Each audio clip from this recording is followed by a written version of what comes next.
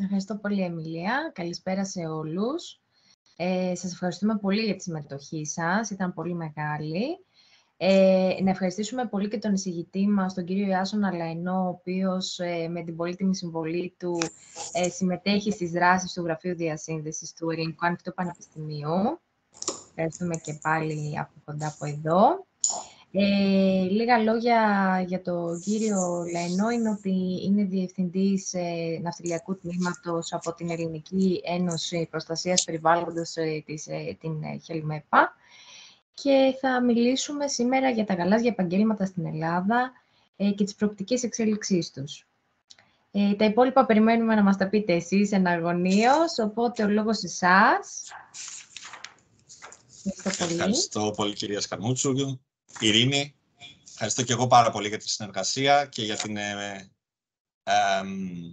τη ζέση του Γραφείου Διασύνδεσης του Ανοιχτού Πανεπιστημίου όχι μόνο τη ζέση για δράσεις, αλλά και το μυαλό στους φοιτητές.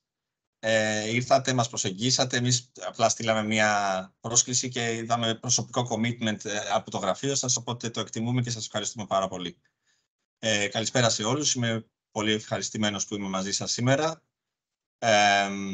Ονομάζομαι Ιάσονας, οπότε μπορείτε να απευθύνεστε στον ελληνικό απέναντί μου. Θα ήθελα σήμερα να κάνω μια διαδραστική παρουσίαση. Πριν ξεκινήσω την παρουσίαση και να σας πω με τι αφορά ακριβώς, θα σας πω δύο λόγια για την Ελληνική Ένωση Προστασίας Θαλασσίου Περιβάλλοντος, τη Χελμέπα. Ίσως κάποιοι από εσάς να τη γνωρίζετε. Τη γνωρίζετε ίσως από τον εμβληματικό γλάρο στις διαφημίσεις, όχι σκουπίδια, έχει πλαστικά στη θάλασσα και ακτές. Ουσιαστικά είναι μια μη κυβερνητική οργάνωση, μια μη κερδοσκοπική, ένα σωματείο, μια ένωση εταιριών, που ιδρύθηκε πριν 41 χρόνια από πρωτοπόρους της εποχής εφοπλιστές και καπετάνιους πληρώματα πλοίων, με σκοπό τότε που δεν ήταν και πολύ της μόδας, να σώσουν τις θάλασσες. 3 πυλώνες έχει το σωματείο, η Ένωση. Ο πρώτος πυλώνας αφορά την εκπαίδευση και την αναβάθμιση του επίπεδου της ελληνόκτητης ναυτιλίας, της ελληνικής ναυτιλίας, σαν συνόλου. Άρα, στην ουσία, σε εισαγωγικά ανταγωνιστές δρούν μαζί έτσι ώστε να ανεβάσουν το επίπεδο σε μια μορφή ελληνικού κλάστερ, μιας συστάδας στα ελληνικά. Και έχει σκοπό λοιπόν την εκπαίδευση όσον αφορά την λειτουργία της είτε on board, είτε πάνω στο πλοίο, είτε στα γραφεία, αλλά και την ενσυναίσθηση και την αναβάθμιση του επίπεδου ασφάλειας στα πλοία και της περιβαλλοντικής ευαισθητοποίησης. Το δεύτερο κομμάτι έχει να κάνει με την διάχυση της ευαισθητοποίησης σε όλη την ελληνική επικράτεια και το τρίτο, την ενδυνάμωση και την ευαισθητοποίηση πάλι την προστασία του περιβάλλοντος σε νέους. Στο πλαίσιο αυτό, λοιπόν, έχουμε αναλάβει ένα πρόγραμμα που σκοπό έχει να μειώσει το κενό μεταξύ προσφοράς και ζήτησης εργασίας. Όπως συνηθίζω να λέω, στην Ελλάδα και όσον αφορά τη γαλάζια οικονομία, καταρχήν να ξεκινήσω από την αρχή. Τι είναι η γαλάζια οικονομία? Η γαλάζια οικονομία δεν είναι τίποτα περισσότερο, τίποτα λιγότερο από τα επαγγέλματα της θάλασσας. Να τα λέμε έτσι, να είναι πιο απλά, γιατί με το terminology, με το terms γαλάζια οικονομία, πολλές φορές μπορεί να μην σκεφτόμαστε το ίδιο πράγμα. Αυτή τη στιγμή υπάρχουν κάποιοι κλάδοι που αφορούν τη θάλασσα, που δραστηριοποιούνται γύρω ή μέσα στη θάλασσα και που έχουν στην Ελλάδα και στην ευρωπαϊκό επίπεδο και στο ελληνικό πάρα πολύ μεγάλη ανάπτυξη. Και συνηθίζουμε στην Ελλάδα να μην τα γνωρίζουμε. Έτσι, το ότι δεν τα γνωρίζουμε και το ότι δεν έχουμε εκπαιδευτεί από το σχολείο κιόλας στις ανάγκες της οικονομίας που να έχει προβλεφθεί της εθνικής οικονομίας τα επόμενα 5 με 10 χρόνια, δημιουργείται το φαινόμενο της διαρθρωτικής ανεργίας. Τι είναι η διαρθρωτική ανεργία? Είναι ένα είδος ανεργίας η οποία είναι σαν να λέμε δημιουργεί ένα παράτυπο καθεστώς. Δηλαδή, υπάρχει ταυτόχρονα και προσφορά εργασίας από τις εταιρείες και μεγάλη ανεργία. Δηλαδή, έχουμε και ανέργους που δεν μπορούν να καλύψουν αυτές τις θέσεις. Γιατί δεν μπορούν να τις καλύψουν? Γιατί στην ουσία δεν έγινε ένας σωστός σχολικός προσανατολισμός, επαγγελματικός προσανατολισμός, έτσι ώστε να ξέρουμε τις ανάγκες και να βοηθήσουν τους νέους να επιλέξουν επάγγελμα ή σταδιοδρομία ορθολογικά. Ένα παράδειγμα που συνηθίζω να λέω είναι παραδείγματος χάρη ότι μπορεί να χρειαζόμαστε να υπάρχει ζήτηση από τις εταιρείες να ψάχνουν να βρουν δικηγόρους και εμείς να βγάζουμε πολιτικούς μηχανικούς. Να έχουμε πάρα πολλούς πολιτικούς μηχανικούς, παραδείγματος χάρη, έτσι. Να είναι άνεργοι, να ψάχνουν για δουλειά και να μην μπορούν να καλύψουν τη μεγάλη ζήτηση σε δικηγόρους, γιατρούς ή κάτι τέτοιο. Οπότε με αυτή τη λογική καταλάβατε γιατί κάνουμε αυτή τη δράση, γιατί κάνουμε αυτή την ενημέρωση. Ποια είναι αυτή την ενημέρωση? Κάνω ένα share την παρουσίασή μου. Επιβεβαιώστε μου ότι τη βλέπουμε καλά. Τη βλέπουμε. Τέλεια. Ένα μικρόφωνο είναι ανοιχτό και μικροφωνίζει. Από μένα έχετε αυτό? Το ακούτε και οι υπόλοιποι ή μόνο εγώ το ακούω? Το ακούμε. Σαν αλήθεια όμως. Τέλεια. Λύθηκε. Πολύ ωραία.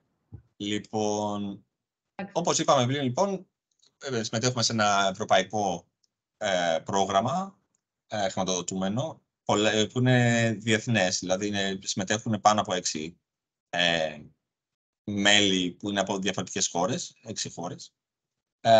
Έχουν προσεγγιστεί πάνω από 40.000 Ευρωπαίοι νέοι για αυτό το πρόγραμμα και ο σκοπός μας είναι να φέρουμε, να ενημερώσουμε, να εκπαιδεύσουμε. Δεν είναι μόνο αυτή η δράση που έχει το πρόγραμμα που είναι η ενημέρωση, που στην ουσία έχει να κάνει με την ενημέρωση για τα ποιοι είναι οι κλάδοι, γιατί και πολλοί Έλληνες δεν γνωρίζουν ποιοι είναι οι κλάδοι της γαλάζιας οικονομίας, τι προοπτικές έχουν σε εθνικό επίπεδο στο μέλλον, στο μέσο βραχυπρόθεσμο μέλλον,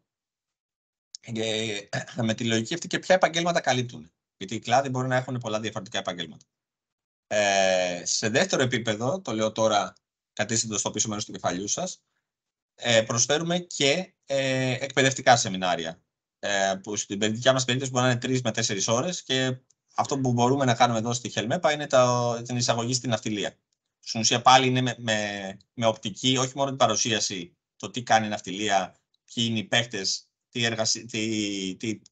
ποια είναι η εργασία αυτή, αλλά ταυτόχρονα και τι χρειάζεται για να δουλέψετε σε όλο το ναυτιλιακό πλέγμα, όλες οι εταιρείες που δραστηριοποιούνται στον χώρο, είτε συμπληρωματικά της ναυτιλίας, είτε ίδια μέσα στην ναυτιλία.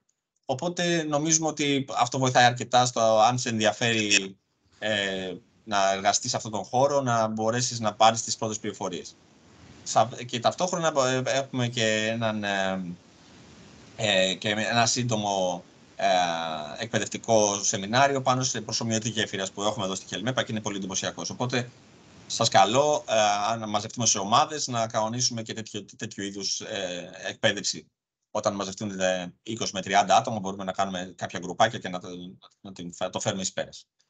Συνεχίζοντας λοιπόν, να μιλήσουμε για τα επαγγέλματα της θάλασσας. Μια στιγμή να δω, γιατί δεν αλλάζει η διαφάνεια. Άλλαξε. Καταφέραμε. Ξεκινάμε να δούμε γιατί να ασχοληθούμε με τη γαλάζια οικονομία, γιατί να ασχοληθούμε με τα γαλάζια επαγγέλματα και γιατί ασχολείται η Ευρωπαϊκή Ένωση με αυτά. Στην ουσία, τι είναι η γαλάζια οικονομία? Είναι μια στρατηγική, μακροπρόθεσμη στρατηγική της Ευρωπαϊκής Ένωσης, με στόχο να βρει στρατηγικά πώς θα αναπτυχθεί τα επόμενα χρόνια. Αφού λοιπόν έκανε όλες τις χρηματοοικονομικές και γεωστρατηγικές μελέτες, συνειδητοποίησε το εξής, ότι η ανάπτυξη στην ενδοχώρα σε σχέση με την ανάπτυξη προς τη θάλασσα είναι πολύ πιο κορεσμένη. Υπάρχουν πολύ μεγαλύτερα περιθώρια ανάπτυξης βλέποντας προς τη θάλασσα, το πούμε έτσι. Αυτή τη στιγμή, σε ευρωπαϊκό επίπεδο, με τη γαλάζια οικονομία, στη γαλάζια οικονομία δραστηριοποιούνται περίπου 5,4 εκατομμύρια Ευρωπαίοι. Με προοπτική όμως πολύ σημαντικής ανάπτυξης, το έλεγα εκτείναξης. Σκεφτείτε όσοι έχετε οικονομικό background, τι σημαίνει όταν για έναν κλάδο μιλάμε για μέσα σε λιγότερο από 1 δεκαετία να αναμένουμε διπλασιασμό του όγκου, της ζήτησης, των θέσεων εργασίας σε ένα κλάδο. μιλάμε λοιπόν για ανάπτυξη, μιλάμε για, άμα εξαιρέσεις τους κλάδους της high-tech τεχνολογίας, όπως είναι, ας πούμε, Microsoft, Google κτλ., Facebook. Αν εξαιρέσεις αυτούς τους κλάδους, τέτοια ρυθμοί ανάπτυξης δεν συναντιούνται. Και ο στόχος για διπλασιασμό δεν είναι, πώς να το πούμε, το θετικό σενάριο, είναι το μεσαίο σενάριο. Οπότε καταλαβαίνετε ότι και η Ευρωπαϊκή Ένωση στηρίζει πάρα πολλά, αλλά και οι κλάδοι μόνοι τους έχουν πολύ μεγάλα περιθώρια ανάπτυξης. Χωρίς να χλιαρώ πολύ σε αυτό το κομμάτι, λέω να πάμε να δούμε σιγά σιγά ένα τους κλάδους και να συζητήσουμε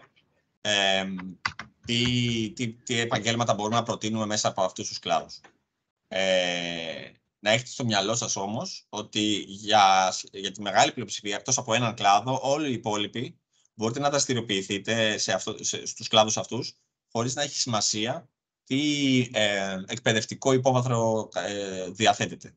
Είτε θέλετε να δουλέψετε κατευθείαν χωρίς να έχετε κάποιο πτυχίο, είτε θέλετε να έχετε ένα πτυχίο διδακτορικό, μεταπτυχιακό, postdoc, μπορείτε να το κάνετε σε όλους αυτούς τους κλάδους που θα αναφέρουμε. Πάμε στον πρώτο κλάδο, ο οποίος είναι ο παράκτητος τουρισμός. Το γνωρίζουμε πολύ καλά στην Ελλάδα. Έχετε στο μυαλό σας ότι όλη η στρατηγική αυτή της γαλάζιας οικονομίας σχεδιάστηκε από μια Ελληνίδα επίτροπο, αλληλείας ήταν τότε, τη Μαρία τη Δαμανάκη, πριν περίπου 10-15 χρόνια.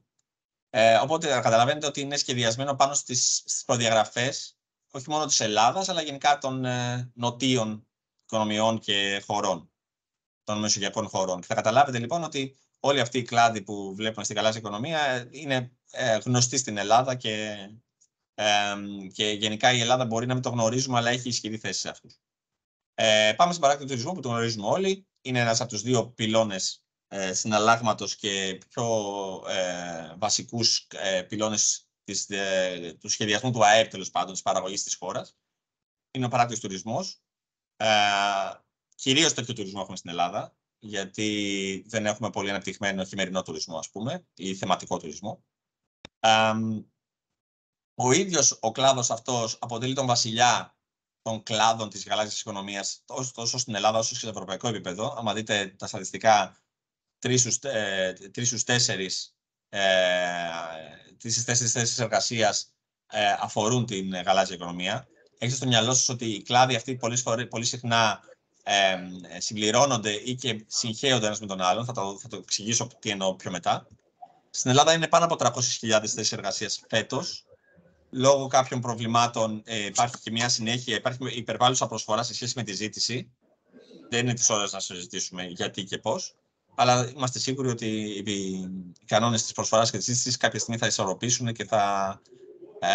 και ίσως προς όφελος και των εργαζομένων. Στη συγκεκριμένη περίπτωση, κάποια στιγμή λοιπόν θα ισορροπήσει αυτή η κατάσταση και θα καλύπτονται όλες τις θέσεις. Δεν θέλω να σας πω αυτό που φαντάζεστε και οι ίδιοι, ή μπορεί να έχετε δουλέψει οι ίδιοι, μπορεί να δουλεύετε αυτή τη στιγμή οι ίδιοι. Δεν αφορά λοιπόν, δεν θα μιλήσουμε για τα παράδοτα επαγγέλματα του παράκτητου τουρισμού που ίσως μπορεί να έχουν και ένα είδος κορεσμού. Κάποιος έχει ανοιχτό το μικρόφωνο, το παρακαλώ αν μπορείτε να το κλείσετε γιατί μικροφωνίζει. Αυτό που γνωρίζετε όλοι έχει να κάνει με τα ενοικιαζόμενα δωμάτια, την εστίαση, τα καταλύματα, την εστίαση και τη διασκέδαση. Υπάρχουν όμως μέσα σε αυτό και εναλλακτικά επαγγέλματα, τα οποία έχουν ιδιαίτερη άνθηση τα τελευταία χρόνια, έχουν πολύ ισχυρούς ρυθμούς ανάπτυξης και γι' αυτό το λόγο θα μιλήσουμε περισσότερο για αυτά. Βλέπετε και θεματικούς τουρισμούς, όπως είναι ο ναυτικός τουρισμός, τα ναυτικά μουσεία, η θαλάσσια αρχαιολογία, που θα κρατηθούμε λίγο σε αυτό στην πορεία, και αναπτύσσονται πολύ και τα θαλάσσια σπορ. Εναλλακτικά επαγγέλματα τουριστικά, τα οποία αναπτύσσονται πολύ και μπορούν η σεζόν έχει μεγαλώσει πάρα πολύ, έχει φτάσει στους 7 μήνες από 3 που ήταν, λόγω και των καιρικών φαινομένων και άλλων χαρακτηριστικών της χώρας. Οπότε μέρος αυτών των θαλάσσιων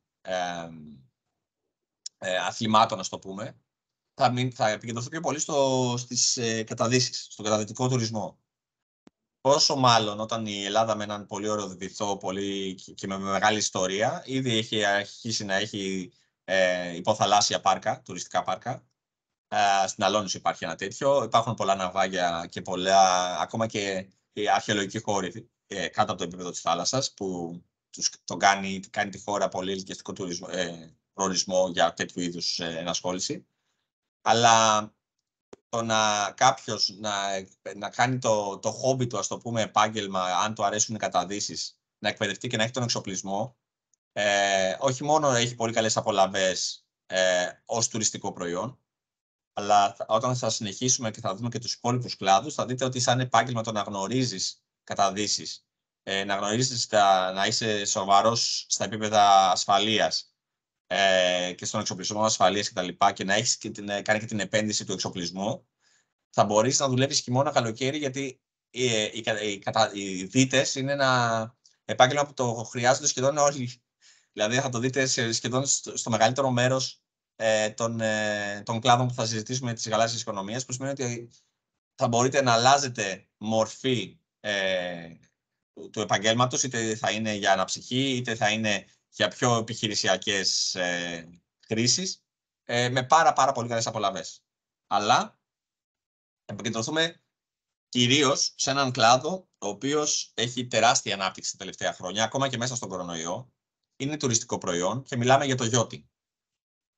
Για όσους δεν ξέρουν τι είναι το yachting, είναι στην ουσία η ενοικίαση ή η μίσθωση ή η εργασία πάνω σε ένα σκάφος αναψυχής, είτε είναι αυτό ιστιοπλοϊκό, όπως βλέπετε πίσω από την εικόνα, είτε είναι μικρό yacht, είτε είναι και τα mega yacht, που έχουν πολλές φορές πληρώματα σε αριθμό περισσότερα από ένα μεγάλο εμπορικό πλοίο, από ένα tanker, από ένα container ship. Επίσης, όταν μιλάμε για την ανάπτυξη, μιλάμε για περίπου 80% έχει φτάσει φέτος σε σχέση με πριν μια δεκαετία το yachting στην Ελλάδα. Άλλαξαν κάποια θεσμικά κολλήματα και γενικά το yachting έχει τεράστια ανάπτυξη στη χώρα, με παράπλευρα ωφέλη. Αυτή τη στιγμή στην Ελλάδα στο yachting δραστηριοποιούνται πάνω από 45.000 έμεσα ή άμεσα εργαζόμενοι, με πολύ υψηλό ρυθμό ανάπτυξης. Όπως καταλαβαίνετε, το yachting από μόνο του δεν έχει κάποιο μικρόφωνο είναι ανοιχτό. Αν είναι εύκολο... Και μια γλυκούλα ακούμε. Ναι, ακριβώς. Αν είναι εύκολο, σε σίγαση τα μικρόφωνα. Ευχαριστώ. Ευχαριστούμε πολύ.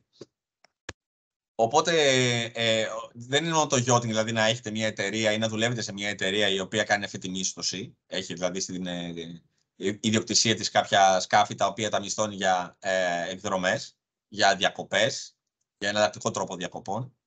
Που ακόμα και αυτό είναι πολύ σημαντικό και πολύ ωραία δραστηριότητα. Μπορείτε επίσης να δουλέψετε σαν πλήρωμα, είτε σαν skipper. Skipper είναι αυτός που μπορεί και πιλοτάρει ένα ιστιοπλοϊκό. Η διαδικασία του να βγάλεις ένα δίπλωμα skipper είναι πάρα πολύ εύκολη. Εγώ έχω ένα δίπλωμα skipper, γιατί το έκανα για λόγους αναψυχής, έμαθα ιστιοπλοεία για λόγους αναψυχής. Είναι πολύ ευχάριστη δραστηριότητα, το κάνεις και σαν άθλημα. Και στην πορεία λοιπόν βλέπεις ότι μπορείς να κάνεις τέτοιο επάγγελμα ταυτόχρονα. Μεγάλη άνθηση παράλληλα με το yachting έχουν οι μαρίνες. Οι μαρίνες τι είναι? Είναι τα λιμάνια των τουριστικών σκαφών στην ουσία.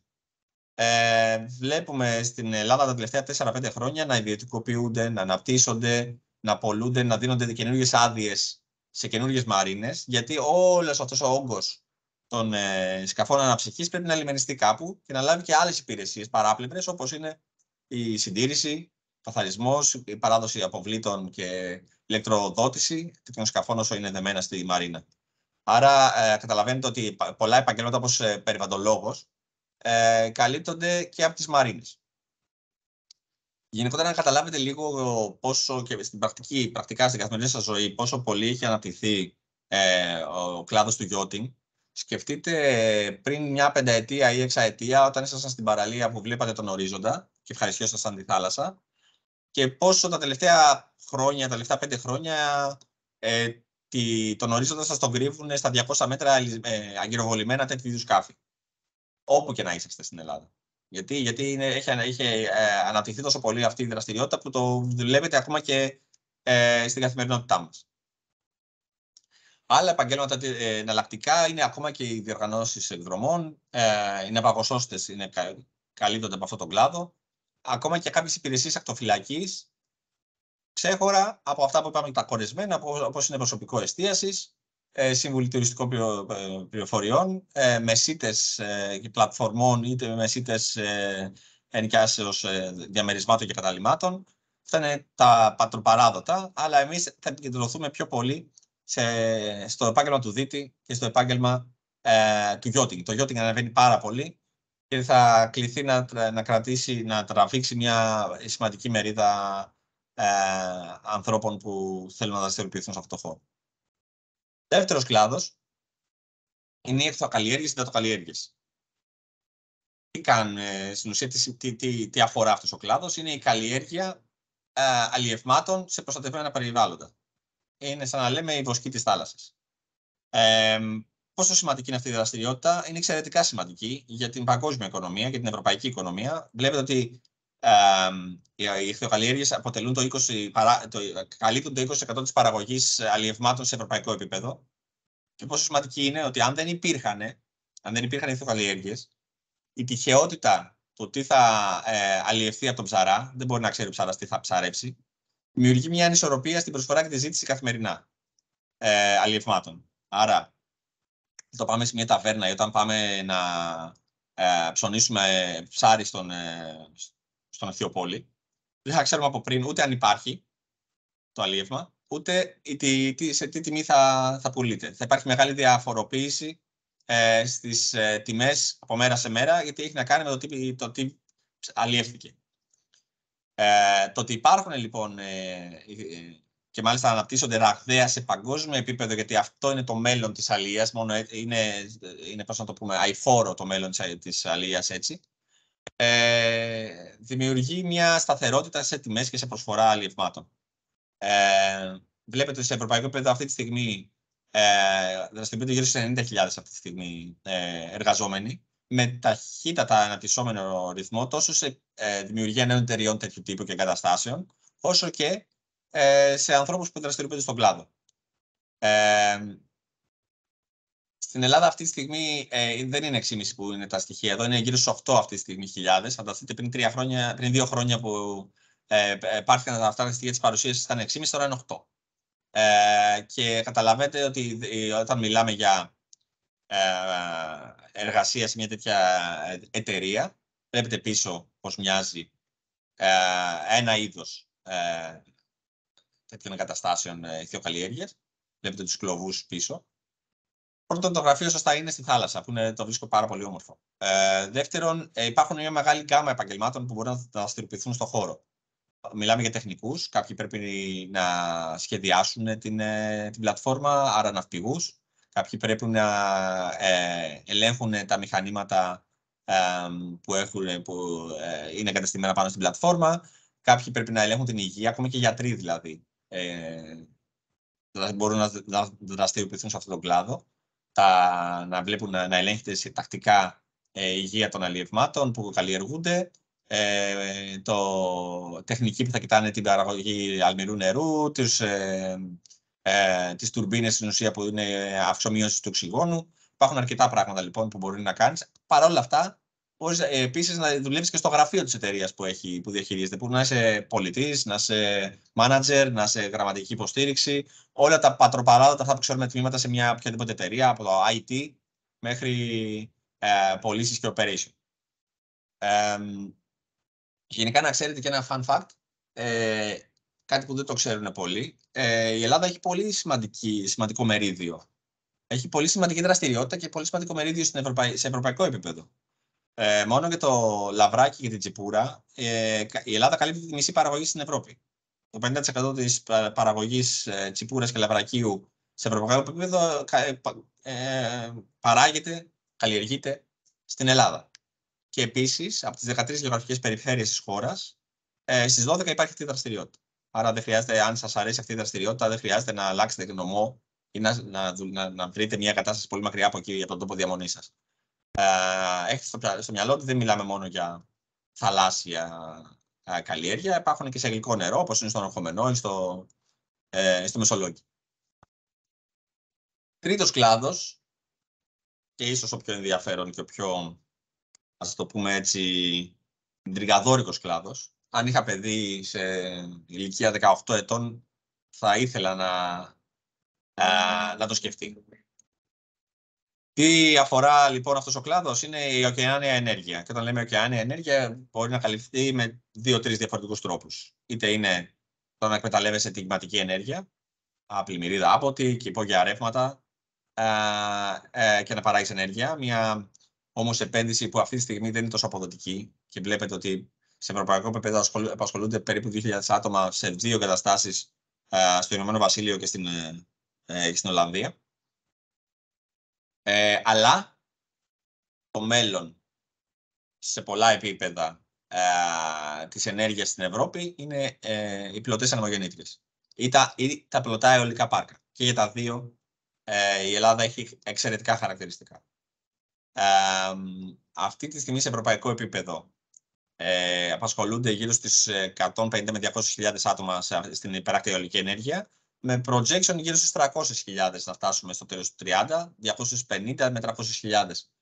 Βλέπετε λοιπόν ότι πάλι μιλάμε για σχεδόν διπλασιασμό. Αυτή η ανάπτυξη του κλάδου οφείλεται σε στρατηγική της Ευρωπαϊκής Ένωσης για 2 λόγους. Πρώτον, ότι θέλουμε να απαγκιστρωθούμε από τα ορυκτά καύσιμα για να πιάσουμε τους στόχους του FIT 55, των εκπομπών διοξειδίου του άνθρακα, άρα περιβαλλοντικούς λόγους, που η Ευρωπαϊκή Ένωση πριμοδοτεί, χρηματοδοτεί και διευκολύνει την αδειοδότηση τέτοιων είδους εγκαταστάσεων. Ο δεύτερος λόγος είναι ότι επιφέρει πολλά κέρδη και θέλει και είναι στην ουσία βιώσιμη ενέργεια που θέλει να αποκτήσει η Ευρωπαϊκή Ένωση και να απαλλαγεί από τα ορυκτά καύσιμα. Και ήρθε και πρόσφατα μια τρίτη, καταλαβαίνετε ποια είναι γεωστρατηγική, ότι είδε ότι θέλει να απαγκιστρωθεί από τα ρώσικα μονοπόλια πετρελαίου και φυσικού αερίου. Άρα θέλει να υπάρχει μια αυτάρκεια, άρα επιταχύνει ακόμα περισσότερο τις ήδη επιταχυμένες διαδικασίες τέτοιων επενδύσεων. Ωραία, θα μου πείτε. Στην Ελλάδα πόσες εγκαταστάσεις τέτοιες έχουμε? Η απάντηση είναι 0. Καμία. Άρα γιατί σας λέω, σας προτείνω πολύ να ασχοληθείτε ή να σκεφτείτε να ψάξετε λίγο αυτόν τον κλάδο? Γιατί θα έχουμε αύριο, όταν λέω αύριο, στο πολύ βραχυπρόθεσμο μέλλον. Και θα έχουμε πολύ πολύ μεγάλο μπαμ, ας το πούμε, επενδυτικό. Γιατί καθυστερούμε? Γραφειοκρατικά ζητήματα, κλασικά Ελλάδα είμαστε.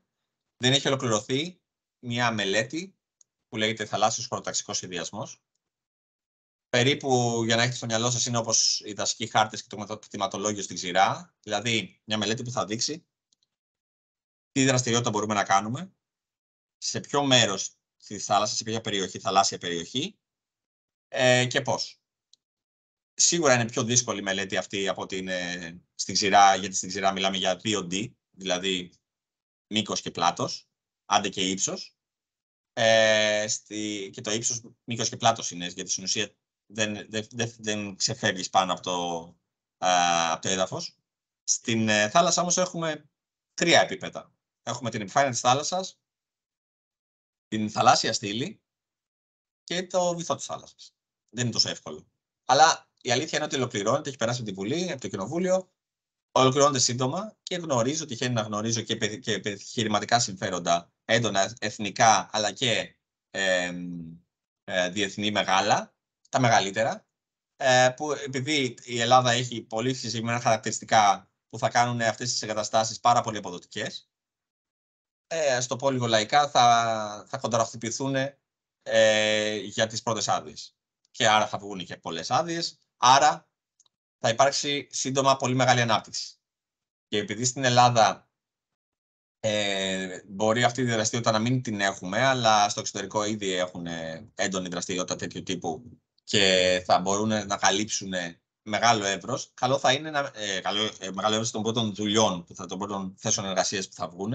Καλό θα είναι να μπορούμε να απορροφήσουμε στην Ελλάδα ώστε να δω περισσότερες θέσεις εργασίας τέτοιου τύπου, άρα να έχουμε προετοιμαστεί και να έχουμε σπουδάσει ή να έχουμε μια εμπειρία εργασίας στο εξωτερικό και να γυρίσουμε και να είμαστε εμείς αυτοί που θα λάβουν τις πρώτες πολύ καλά αμοιβόμενες θέσεις εργασίας. Βλέπετε πίσω τις εγκαταστάσεις αυτές. Μιλάμε για τις πυλώνες αυτούς που είναι περίπου 200 μέτρα. Και πάλι η γκάμα επαγγελμάτων που μπορεί να καλύψουν είναι πολύ μεγάλη. Είναι όπως και στην ηχθειοκαλλιέργειες και στον παράκτιο τουρισμό. Και εδώ θα χρειαστούν δίτες για να κάνουν την επιθεώρηση από κάτω από τις πλωτές δεξαμενές και τις επιδιορθώσεις. Αυτό σας είπα λοιπόν ότι ο δίτης μπαίνει παντού, είναι μπαλαντέρ. Και με πολύ καλές αμοιβές, επαναλαμβάνω. Θα χρειαστούν ναυπηγοί για να σχεδιάσουν αυτές τις εγκαταστάσεις. Θα χρειαστούν μηχανικοί, ηλεκτρολόγοι και μηχανολόγοι για να κάνουν τη συντήρηση. Θα χρειαστούν ηλεκτρολόγοι αλλά και μηχανικοί δικτύων για να σχεδιάσουν αλλά και να διαχειριστούν και τις εγκαταστάσεις αλλά και τις έξτρα εγκαταστάσεις που είναι υποθαλάσσιες, η αγωγή δηλαδή των καλωδίων που θα συνδέσουν την εγκατάσταση με την υδροχώρα και τη διαχείριση μετά αυτής της ενέργειας που παράγεται. Ακόμα και κάποιος με ένα σκάφος που θα χρειάζεται να πηγαινοέρχεται καθημερινά για να φέρνει φόδια και να πηγαινοφέρνει ανθρώπους που θα ανεβούν πάνω σε εγκαταστάσεις για τις συντηρήσεις. Σας είπα, οποιοδήποτε γνωσιακό και εκπαιδευτικό background μπορείτε να βρείτε ακόμα και από ανειδίκευτο εργάτη μέχρι και άνθρωπο πολύ εξειδικευμένο. Σημειωτέων αυτές οι εταιρείες, όπως λειτουργούν και σήμερα, Ήρωνας, λέω τώρα τυχαία εταιρείες οι οποίες ασχολούνται με τα δίκτυα και την ηλεκτρική ενέργεια και την παραγωγή ηλεκτρικής ενέργειας. Φανταστείτε ότι ακόμα και μέσα στα γραφεία τους θα χρειαστούν λοιπόν νέα τμήματα που να τα στελεχώσουν με νέο προσωπικό. Φεύγοντας και από αυτό τον κλάδο, πηγαίνουμε ίσως στο μοναδικό κλάδο της γαλάζιας οικονομίας, ο οποίος δεν απευθύνεται σε οποιοδήποτε υπόβαθρο εκπαιδευτικό. Εδώ θέλει διάβασμα. Μιλάμε για τη θαλάσσια βιοτεχνολογία. Τι αφορά, τι κάνει η θαλάσσια βιοτεχνολογία? Η θαλάσσια βιοτεχνολογία είναι το να χρησιμοποιείς ζώντους θαλάσσιους οργανισμούς, έμβιους, και να χρησιμοποιείς τα χαρακτηριστικά τους, κάποια χαρακτηριστικά τους, είτε είναι φυτά είτε είναι ζώα, για να αναπτύξεις καινούργια προϊόντα ή υπηρεσίες. Πιο συγκεκριμένα, οι γυναίκες θα ξέρουν ίσως καλύτερα από τους άντρες τον κορέ. Είναι μια επιχείρηση η οποία έγινε διάσημη χρησιμοποιώντας αυτό το χαρακτηριστικό σαν συγκριτικό πλεονέκτημα. Ότι δεν χρησιμοποιούσε χημικά καθόλου στα καλλιτικά που παρήγαγε. Και γι' αυτό το λόγο έγινε πρώτα γνωστή στο εξωτερικό και στο Hollywood και μετά στην Ελλάδα. Αυτό είναι αποτέλεσμα έρευνας και ανάπτυξης που προήλθε μέσα από τον κλάδο της θαλάσσιας βιοτεχνολογίας. Άλλο ένα χαρακτηριστικό παράδειγμα είναι η κοκομάτα. Επίσης, χρησιμοποιεί θαλάσσιους σπόρους για τα στρώματά της. Κυρίως χρησιμοποιείται στην υγεία και τη φαρμακευτική, άρα δημιουργία φαρμάκων και δημιουργία καλλιτικών.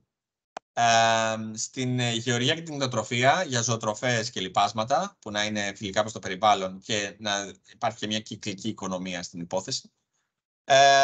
Και στη βιομηχανία σίγουρα για τα λειτουργούσε σε μία από αυτές, όπως ήταν ας πούμε η παραγωγή μικροοργανισμών που τρώνε το πετρέλαιο στη θάλασσα, άρα αντιμετωπίζουν τις πετρελαϊκές ρυπάνσεις.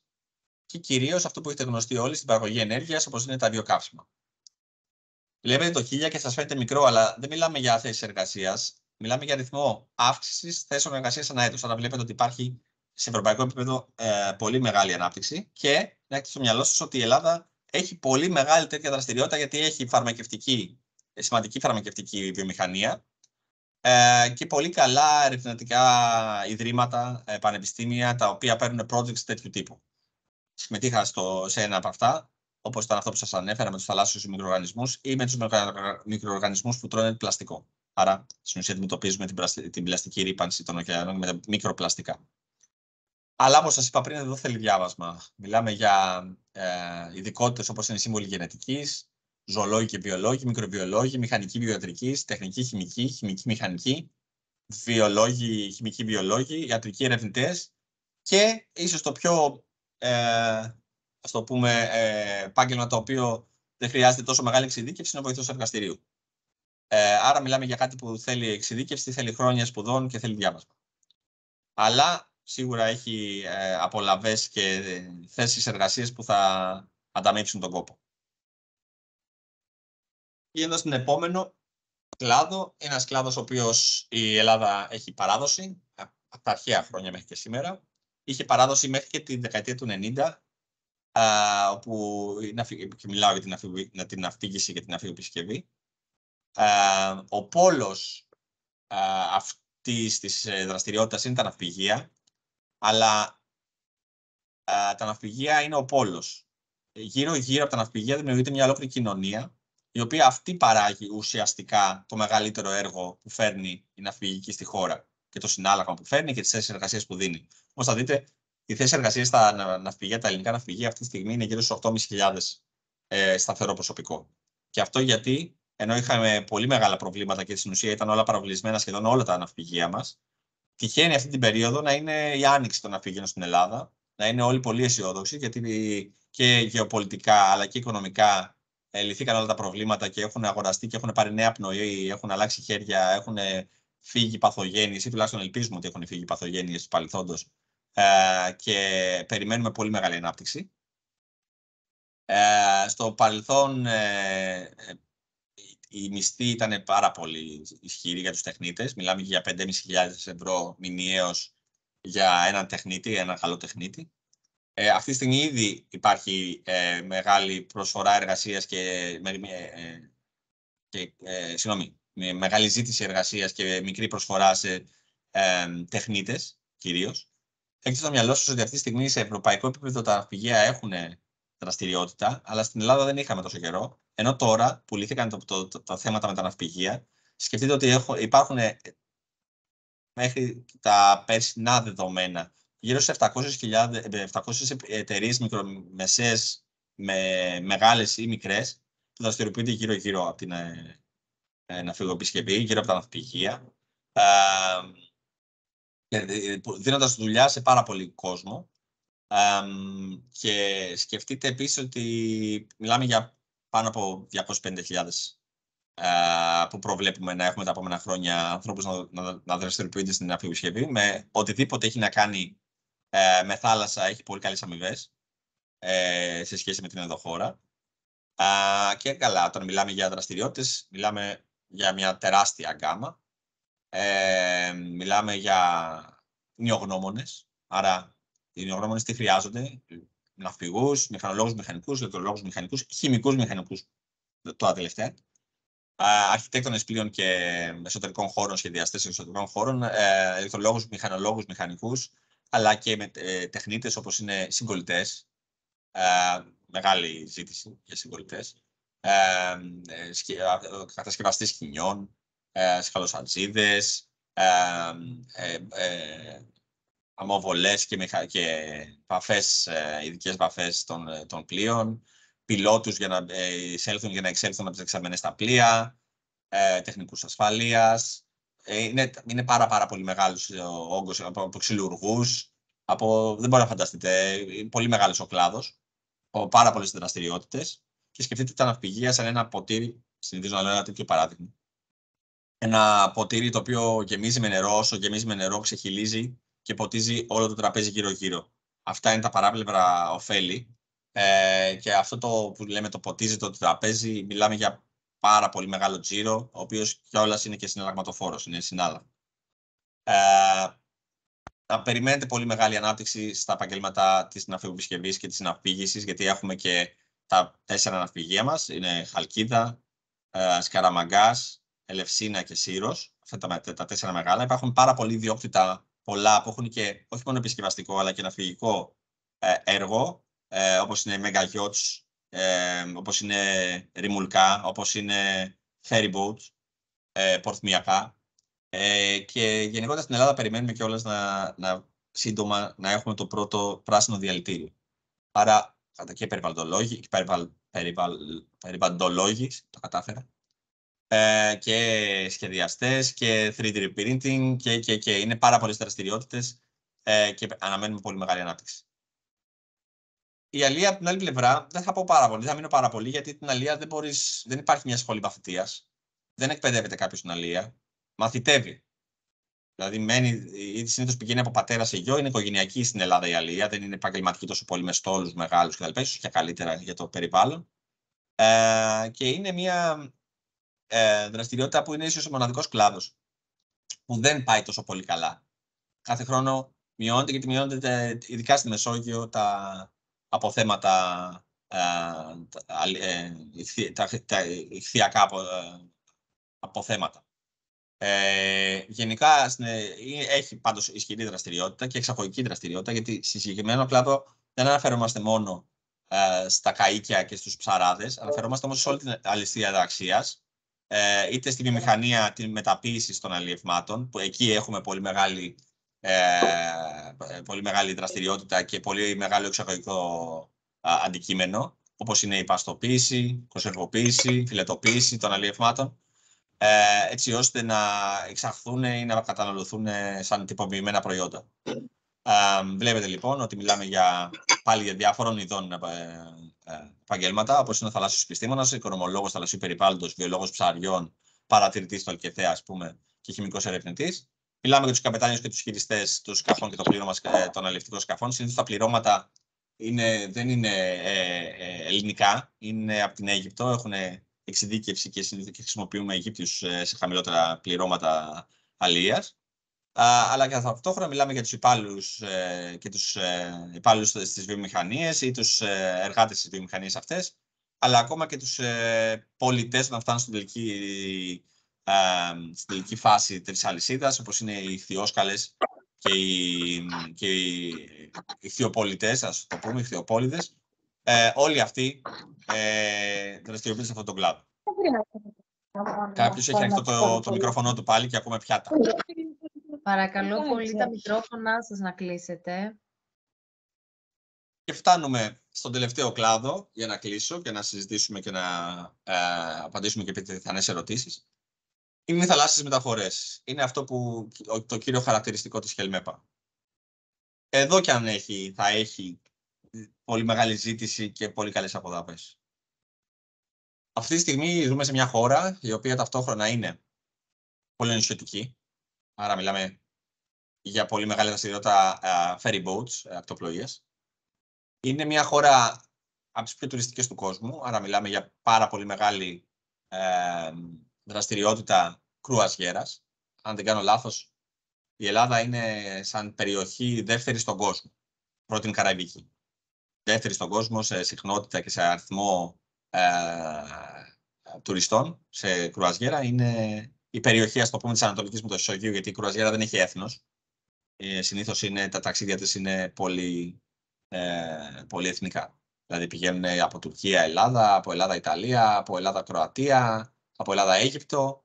Αλλά τα χαρακτηριστικά του πολύ καλού καιρού για πολύ μεγάλο χρονικό διάστημα και των πολλών προορισμών σε πολύ κοντινά ταξίδια την κάνουν εξαιρετικό προορισμό για κρουαζιέρα. Και επίσης η Ελλάδα τυχαίνει να είναι παγκόσμια πρωταθλήτρια, παγκόσμια δύναμη στην εμπορική ναυτιλία. Άρα σκεφτείτε λοιπόν ότι σε όλους τους τύπους ναυτιλίας τους καλύπτει. Και ταυτόχρονα είναι και ένα κλάστερ ναυτιλιακό, όπου τυχαίνει να έχουν μαζευτεί όλα τα γραφεία, αλλά και τα γραφεία των ναυτιλιακών, πάνω από 700-800 ναυτιλιακές εταιρείες αυτή τη στιγμή. Άλλοι λένε για 1.200, δεν είναι ξεκάθαρο το νούμερο. Αλλά και σκεφτείτε ότι και γύρω-γύρω από τις ναυτιλιακές υπάρχει μια τεράστια γκάμα εταιρειών, από τις προμηθευτές υλικών, νιογνώμονες, πράκτορες όχι μόνο τουριστικοί, αλλά γενικά ναυτιλιακοί πράκτορες. Σκεφτείτε ότι υπάρχουν οι υπηρεσίες, αυτοί που πουλάνε υπηρεσίες, είπαμε οι νιογνώμονες, ιδρύματα εκπαιδευτικά, πανεπιστήμια, κολέγια. Γύρω-γύρω λοιπόν από όλο αυτό το πλαίσιο της ναυτιλίας υπάρχουν πάρα πολλές δραστηριότητες, στις οποίες θεωρείτε ότι δουλεύεις, ότι εργάζεσαι στην ναυτιλία. Εγώ, ας πούμε, θεωρείτε ότι εργάζομαι στην ναυτιλία. Το 35.000 που βλέπετε είναι μόνο στα πλοία. Αυτή τη στιγμή η ελληνική ναυτιλία έμεσα ή άμεσα καλύπτει, είναι δεύτερος πίσω από τα πετρέλαια σε GDP και σε θέσεις εργασίας, πάνω από 305.000 θέσεις εργασίας. Να έχετε στο μυαλό σας ότι ένας 1,5 Έλληνας στους 10 δραστηριοποιείται έμεσα ή άμεσα στην ναυτιλία. Είναι 14% του εθνικού εργατικού δυναμικού στο πούμε. Τώρα πώς μπορεί να δουλέψει στην ναυτιλία? Μπορείς να δουλέψεις με πάρα πολλούς τρόπους. Είτε θέλεις να κάνεις κοντινά, είτε θέλεις να δουλέψεις πάνω στο πλοίο, που πλέον τα πλοία έχουν αλλάξει πολύ σε σχέση με αυτό που βλέπαμε στις ελληνικές ταινίες. Τα ταξίδια είναι σύντομα, τα μπάρκα είναι μικρά, τα πλοία είναι καινούργια και μόλις τις ανέσεις. Η επαφή με την οικογένειά σου γίνονται μέσα το δορυφορικό ίντερνετ πάρα πολύ ωραία και απλά. Οι απολαύσεις είναι εξαιρετικές. Μιλάμε για ο πρώτος ερχόμενος με το που τελειώσει τη σχολή του και μπαρκάρει το πρώτο του μπάργκο είναι γύρω στα 2.500 με 3.500 ευρώ, από τα οποία όλα τα υπόλοιπα είναι πληρωμένα και μπορείς με τους μήνες που μπορεί να κάνεις μπάρκο να είναι καθαρά χρήματα στην τσέπη και να χρησιμοποιήσεις αυτό το επάγγελμα για κάποια χρόνια, έστω να δημιουργήσεις μια δικιά σου δραστηριότητα, όταν θα έχεις μαζέψει αρκετά χρήματα. Ή να δουλέψεις σε μηχανικός ή πλοίαρχος εννοώ, έτσι. Ή να δουλέψεις σε ένα από τα γραφεία μιας από τις πολλές ναυτιλιακές εταιρείες που έχουν κεντρικά στην Ελλάδα, είτε σε κάποια εταιρεία η οποία δραστηριοποιείται γύρω από την ναυτιλία. Πάλι τα επαγγέλματα είναι πολλά, τα εκπαιδευτικά background, τα υπόβαθρα είναι πάρα πολλά. Πλέον η ναυτιλία αναγνωρίζεται, περνάει μια πολύ μεγάλη μεταστροφή, μια μεγάλη αλλαγή, που είναι η ψηφιοποίηση και η αυτοματοποίηση της ναυτιλίας, αλλά ταυτόχρονα και η απανθρακοποίησή της, που σημαίνει ότι πλέον μπαίνουν και άλλες ειδικότητες στην ναυτιλία που είναι πολύ σημαντικές για αυτή, που δεν ήταν στο παρελθόν, όπως είναι IT και τεχνική δικτύων. Αλλά ταυτόχρονα να ξέρετε ότι όλες οι μελέτες παγκοσμίως δείχνουν ότι θα υπάρξει στο μέλλον μια πολύ μεγάλη έλλειψη προσωπικού και στην Ελλάδα ακόμα περισσότερη. Γενικότερα μιλάμε για 800.000 ανθρώπους παγκοσμίως και στην Ελλάδα για 30.000 έλλειψη ελληνικών πληρωμάτων. Αλλά ταυτόχρονα βλέπετε ότι μπορεί να γίνει στην αναπρομεσή της, εξαιρετικό επάγγελμα. Στην ουσία είναι ο μεσάζοντας αυτός που βρίσκει και συνδέει το φορτίο με το πλοίο. Ναυλωτής, διαχειριστής, να δουλέψει πάνω σε λιμάνι, που και τα λιμάνια μας αναπτύσσονται στη χώρα. Να γίνεις τουριστικός πράκτορας, μηχανικός και συντηρητής σκάφους, άρα με τις υπηρεσίες γύρω από την ναυτιλία. Και ό,τι και να κάνεις που έχει να κάνει επάγγελμα, ακόμα και τραγουδιστής μπορεί να είσαι, ηθοποιός, και να δουλέψεις πάνω σε κρουαζιερόπλοιο και να πληρώνεσαι 2 φορές τα ποσά που πληρώνεσαι στην ενδοχώρα. Πάντα ό,τι ασχολείσαι και είναι πάνω στη θάλασσα, πληρώνει πολύ καλύτερα. Για να μην σας κουράσω παραπάνω, μπορείτε να μπείτε και στο site του Blue Generation και να δείτε περισσότερες πληροφορίες πάνω σε αυτό. Εγώ θα στείλω στους διοργανωτές τον δωρεάν ηλεκτρονικό οδηγό καριέρας, που είναι αυτά που σας είπα λίγο πιο με περισσότερη λεπτομέρεια, να σας μοιραστεί σε ηλεκτρονική μορφή, γιατί είμαστε και χελμέπα και δεν θέλουμε να ρηπαίνουμε. Και είμαι διαθέσιμος για τις ερωτήσεις σας, να κάνω και ένα unshare. Και επίσης θυμίζω ότι όσοι θέλετε, σας ενδιαφέρει και το training εισαγωγή στην ναυτιλία, είμαι στη διάθεσή σας να το οργανώσω. Σας ευχαριστούμε πολύ, κύριε Λαϊνό, για την πολύ περιεκτική παρουσίαση. Και θα περάσουμε σιγά σιγά στο επόμενο session των ερωτήσεων. Θα προτείναμε εμείς όποιος επιθυμεί να κάνει κάποια ερώτηση να σηκώνει το χεράκι, το οποίο βρίσκεται στην μπάρα ψηλά, στην οθόνη την οποία έχετε όλοι μπροστά σας, ώστε να υπάρχει μια σειρά προτεραιότητας, ή και όποιος δεν μπορεί για τεχνικούς λόγους να μιλήσει ζωντανά, μπορεί να γράψει στο chat και εμείς θα μεταφέρουμε την ερώτηση. Για παράδειγμα, υπάρχει τώρα μια ερώτηση. Ρωτάνε ότι ωραία η παρουσίαση, θα πρέπει να έχει σπουδάσει ναυτιλιακά για έβρεση εργασίας, γιατί όλες οι ναυτιλιακές δεν προσλαμβάνουν άμα δεν έχεις ανάλογη εργασιακή εμπειρία. Δεν θα συμφωνήσω. Ίσα-ίσα, πλέον οι ναυτιλιακές, όπως είπα και πριν, λόγω της μεταστροφής του κλάδου, έχουν αρχίσει να μπαίνουν και σε καινούριες δραστηριότητες. Και άρα, ας πούμε, έχουν αρχίσει να παίρνουν περιβαλλοντολόγους που δεν έχουν καμία σχέση με την ναυτιλία. Έχουν αρχίσει να παίρνουν training managers περισσότερους, γιατί βλέπουν ότι πρέπει να γίνεται συνεχής εκπαίδευση. Έχουν αρχίσει να παίρνουν χημικούς, μηχανικούς, γιατί λόγω των νέων τεχνολογιών που υποχρεούνται να φορέσουν πάνω στα πλοία που είναι περιβαλλοντικές, πρέπει να έχουν ανθρώπους τους οποίους να μπορούν να χειριστούν αυτόν τον εξοπλισμό. Όπως είναι τα scrubbers, όπως είναι το θαλάσσιο, τους διαχειριστές θαλάσσιου αίματος, εξειδικευμένες τεχνολογίες. Άρα μπαίνουμε IT. Πλέον έχουν αρχίσει και έχουν πολύ μεγάλη ζήτηση σε τεχνικούς δικτύων και σε αυτό που λέμε τεχνικούς υπολογιστών. Γιατί πλέον γίνεται η ψηφιοποίηση,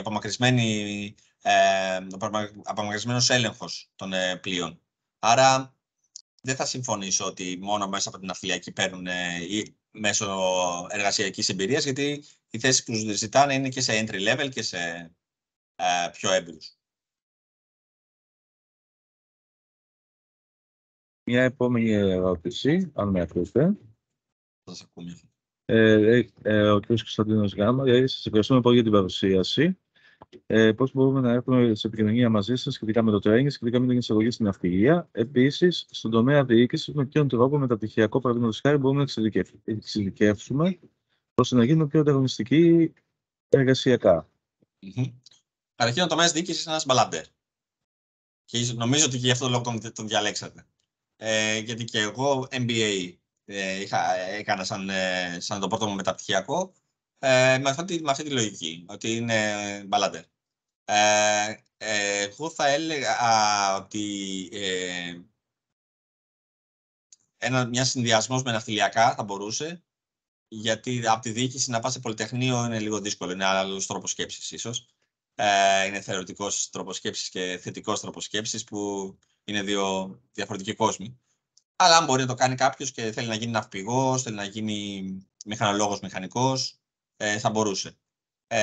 Γενικότερα πάντως, σας είπα, η γκάμα που ζητάνε οι ναυτιλιακές, τα γραφεία από ό,τι καταλαβαίνω, γιατί όταν είσαι στη διοίκηση, μάλλον για γραφεία ναυτιλιακών ή παραναυτιλιακών, και το παραναυτιλιακών μην ακούγεται σαν παραεμπόριο, είναι γύρω-γύρω τέλος πάντων από τις ναυτιλιακές, πρέπει να δώσουμε έναν όρο, που είναι πάρα πολύ μεγάλες και πολύ ωραίες δουλειές. Ας πούμε, μπορεί να δουλέψεις σαν ναυλομεσίτης. Το πω σε εισαγωγικά cool επάγγελμα, με πολύ stress μεν, αλλά με πολύ return, έτσι, ικανοποίηση όταν κλείνεις. Είναι σαν να παίζεις στο χρηματιστήριο. Είναι πολύ ωραίο επάγγελμα και πολύ έτσι περιπετειώδες. Και με πολύ καλές απολαύσεις επίσης. Οπότε εγώ θα πρότεινα λοιπόν να το συνδυάσει με ένα ναυτιλιακό για να έχεις μια γενική εικόνα για την ναυτιλία, και από εκεί και πέρα τα περισσότερα σε εκπαιδεύουν μέσα οι ναυτιλιακές. Δεν τους ενδιαφέρει τόσο πολύ να έχεις διδακτορικό, να έχεις τέτοιους αντικειμενικούς τίτλους σπουδών. Τους ενδιαφέρει το mentality, τα soft skills. Και εντάξει, και ένα βίσμα δεν θα πούμε. Για να είμαστε και ειλικρινείς. Είναι μια κλειστή κάστα οι ναυτιλιακές, το ξέρουμε, αλλά αναγκάζονται να ανοίξουν τώρα, γιατί θα έχουν πολύ μεγάλη ζήτηση. Ωραία. Να προχωρήσουμε στην επόμενη ερώτηση. Θα ήθελα να ρωτήσω πώς μπορούμε να δηλώσουμε ενδιαφέρον για την επιμόρφωση προς την μειωτή στη ΚΕΔΜΕΠΑ. Αυτά μπορούμε τα στοιχεία μου τα έχει και το κέντρο διασύνδεσης, αλλά μπορούν κατευθείαν να στείλουν email. Νομίζω το έχουμε δώσει, να μπορούμε να το στείλουμε κιόλας όταν θα στείλω και τον οδηγό καριέρας. Και μέσα από αυτό να μπορείτε με τη Χελμέπα είτε μέσω της Χελμέπα κατευθείαν, είτε το προσωπικό μου email που δεν ξέρω αν το έχετε. Βοηθήστε με λίγο οι οργανωτές, αν δεν ξέρω αν έχει κοινοποιηθεί. Το προσωπικό σας mail δεν έχει κοινοποιηθεί. Δεν έχει κοινοποιηθεί. Okay. Μπορεί να γίνει. Εφόσον το επιθυμείτε, μπορεί να γίνει. Ωραία. Όταν λοιπόν θα σας στείλω τον οδηγό σπουδών, μπορούμε με την υπογραφή μου από κάτω, θα δείτε το mail μου και τα τηλέφωνά μου και μπορείτε να επικοινωνήσετε, σιγά σιγά να φτιάχνουμε γκρουπάκια και να το οργανώσουμε. Είτε με φυσική παρουσία, το θεωρητικό κομμάτι. Ναι, μπορούμε και με φυσική παρουσία εδώ στα γραφεία της Χελμέπα να το κάνουμε το training. Μπορούμε να το κάνουμε και με διαδικτυακά το θεωρητικό και να έρθετε να κάνετε το πρακτικό που είναι στην προσομοίωση της γέφυρας.